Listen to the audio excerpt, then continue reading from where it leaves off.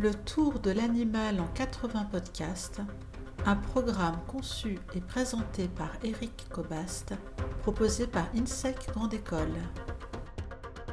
Saison 9, l'animal dans la littérature. Épisode 70, métamorphose. Dans l'imaginaire populaire, la métamorphose animale est un des motifs récurrents, un des motifs privilégiés du fantastique.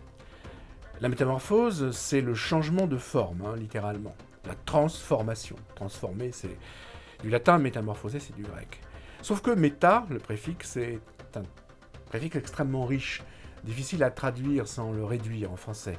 Méta, c'est au-delà, méta, c'est en deçà, méta, c'est aussi à travers et en direction de.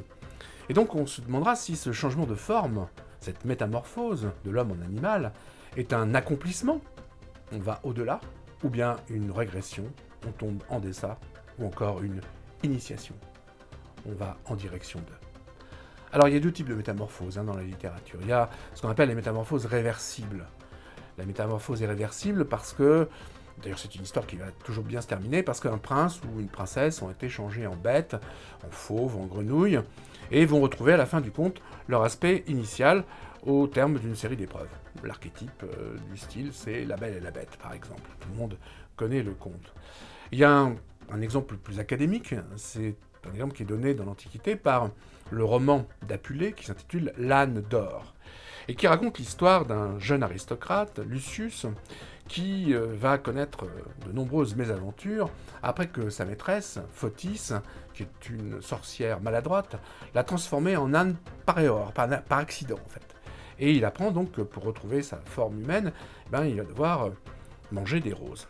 Alors, donc, Photis part chercher des roses, et pendant qu'elle part chercher des roses, elle place son amant Lucius à l'étable, le temps qu'elle revienne pour qu'il se retransforme en homme. Sauf que, pendant le temps de son absence, des voleurs vont pénétrer dans la maison, et pour transporter leur butin, ils vont utiliser Lucius comme un âne qu'il est, et c'est ainsi que vont commencer les aventures de Lucius sous la forme d'âne. Alors bon, d'aventure en aventure, il va donc connaître un certain nombre de situations qui sont plus ou moins fantastiques, fantaisistes, et puis à la fin, bien sûr, les roses vont arriver, il va manger ces roses et redevenir donc le Lucius initial. Alors, ces métamorphoses qui sont réversibles reflètent au fond la croyance dans la métempsychose, ou plus exactement dans la métensomatose, cette croyance qui, nous dit Pythagore, pousse à penser que l'âme ou bien l'être passe d'un corps à l'autre, et finalement on peut aller et venir d'une apparence à l'autre.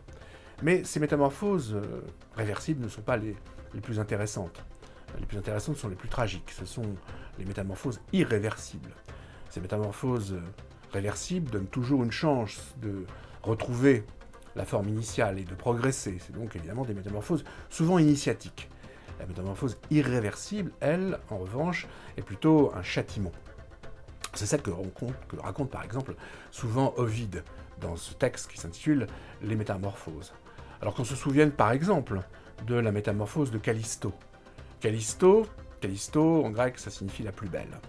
Callisto, c'est une nymphe donc d'une très grande beauté qui fait partie de la suite d'Artémis. Et Artémis donc commande à ses nymphes qui l'accompagnent évidemment la plus stricte chasteté. Zeus, attiré par la beauté de Callisto, va la séduire et va donc s'unir à elle contre son gré. Callisto tombe enceinte et se retrouve donc découverte par Artémis. Artémis, furieuse, la chasse et Callisto donc se met à errer. Elle accouche d'un enfant qui s'appelle Arcas.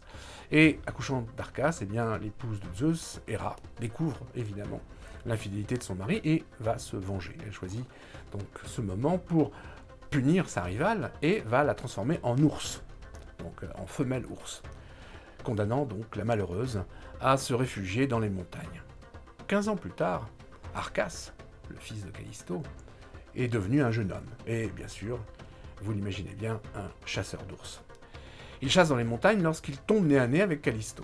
Alors Zeus découvre la situation horrible, le fils va-t-il tuer sa mère, qu'il ne reconnaît pas, bien sûr, c'est une ours.